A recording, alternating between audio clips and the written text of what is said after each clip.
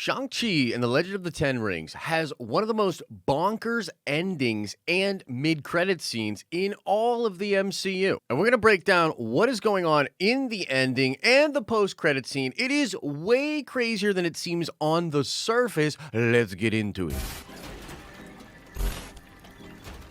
What is up, everybody? It's Josh. Welcome back to the channel. I do want to say spoiler warning for Shang-Chi and the Legend of the Ten Rings. If you haven't seen that movie, get on out of here unless you don't want to see the movie or you just want the juicy spoilers. Either way, spoiler warning. Okay, so let's take you through what happened in the final sequence of this film and in that first mid-credit scene. And we'll talk a little bit about the post-credit scene as well, but definitely not as cool and not as connected to things coming in the MCU. So after Shang-Chi and Katie realized that the mother of Shang and Xialing is not trapped in the village calling to their father, but instead there is a creature being held captive there called the Dweller in Darkness. We get the setup of a classic big MCU fight scene with demon soul-sucking things flying around and a big old dragon to boot. And I was, frankly, in heaven.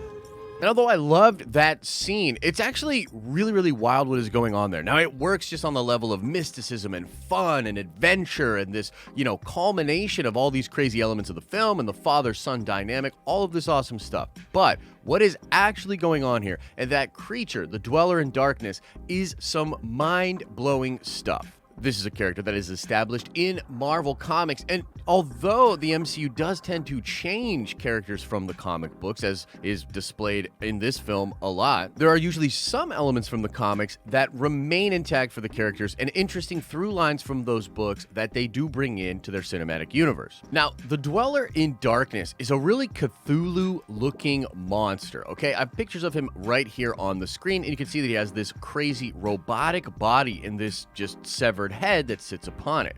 The creature is some kind of a demon originating from a different dimension, and he's sometimes referred to as the embodiment of man's collective fear, or one of the fear lords, which is, again, one of these entities that feeds off of fear.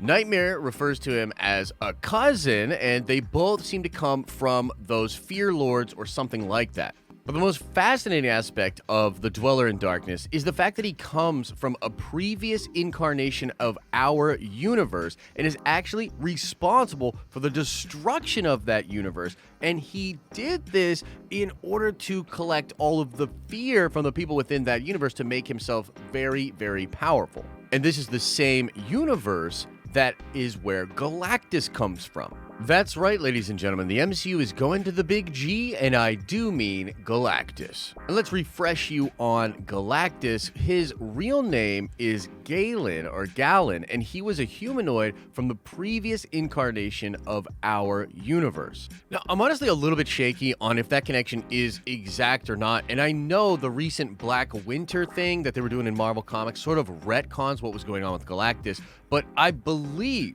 that Galen, he is a humanoid from a universe that is collapsing, and I think that it's the same universe that the Dweller in Darkness collapsed by destroying or cracking the Macron crystal, which has to do with the Phoenix Force. It's comics, it's really wild, but regardless, that is a creature established in Marvel Comics that has connections to a universe and to fear and all of these different crazy things, including Galactus. Now, let's get back to what else is going on in the end of this movie, and we'll come back to Galactus in a minute because that has something to do with what is happening in that mid-credit scene. So, Wenwu helps to break out the Dweller in Darkness and is destroyed by it, and with the help of the dragon and the 10 rings, which are gifted from Wenwu to his son as he is dying, they are able to defeat the Dweller in Darkness. So they defeat that monster, they go back into our world, leaving Tao Lo, going back to the United States, and they're explaining the craziness of the story to their friends when Wong enters the picture, he enters the chat, and sling rings them away.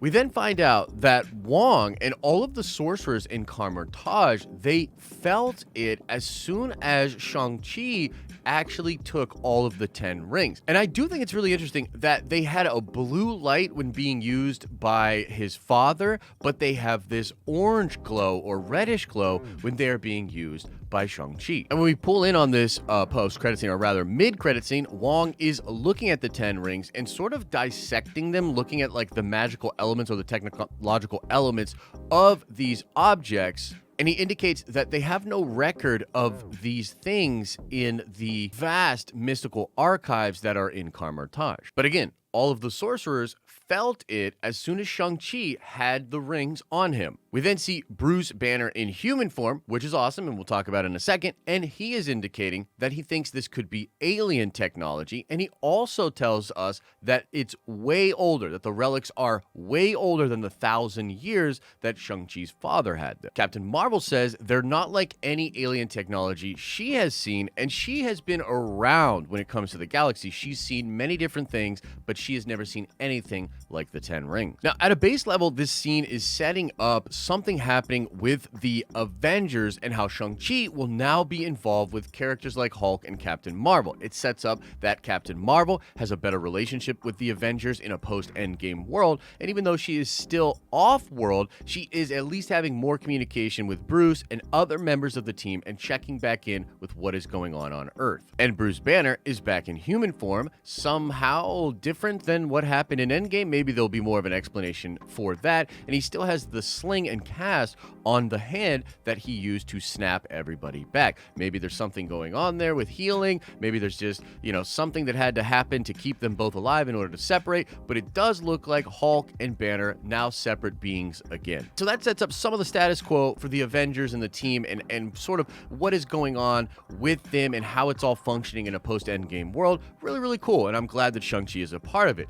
But it is the fact that there is some kind of a beacon or signal that is coming off of the rings and where they come from that is probably one of the most interesting elements of this post-credit scene and indicates a major thing coming for the Avengers and for the planet of Earth. And I'm going to be totally real with you guys. I already was on the train that this was going to be a signal to Galactus because, again, if this is technology that is ancient and way older than 1,000 years, and it's not like anything Carol has seen throughout her adventures within the galaxy, I just thought, wow, well, Galactus has all this crazy technology. He comes from this other universe. This being, the Dweller in Darkness, has connections to Galactus. He's in some ways the whole reason that Galactus exists. And I was chatting it up with Nick Santos from the Hashtag Show, just kind of talking about different things this morning, and he indicated to me that he has heard that, yes, indeed, it is Galactus being set up and being called to by the 10 rings. And that, my friends, is freaking wild as heck, but I gotta tell you, I love it because it indicates that the rings and some of the power that the rings have is sort of like a version maybe of the power cosmic and just a small sampling of the awesome power that Galactus will have. And what an interesting way to bring Galactus into the fold, connecting him to a character like Shang-Chi. It gives us a little bit of tease of some of the design elements that you might see with the MCU version of Galactus, or perhaps even the MCU version of the Silver Surfer. It's juicy, baby, and we're going to be doing a lot more theory videos about how that could exactly be working, but that's sort of the word on the street. And again, I was sort of already on that thought process. It was literally in my script before Nick told me that. But him saying that he has heard some things about that just really makes me think, yeah, man, this is the way we're going. And we're going to Big G, and that is freaking amazing. So let me know what you think about all the different crazy elements in the end of Shang-Chi, whether or not you love the movie. And what do you think about this possibly being connected to Galactus coming into the MCU? Would love to know your thoughts about all of that and more. Like this video if you liked it. Subscribe to this channel so that you can see more of our videos pop up in your feed. And go check out the live streaming channel, man, where we're going to be talking about all the crazy nerdy things coming out now, in the future, to infinity and beyond. As I always say, I hope you're having an awesome and a nerdy day, and I'll see you in the next video.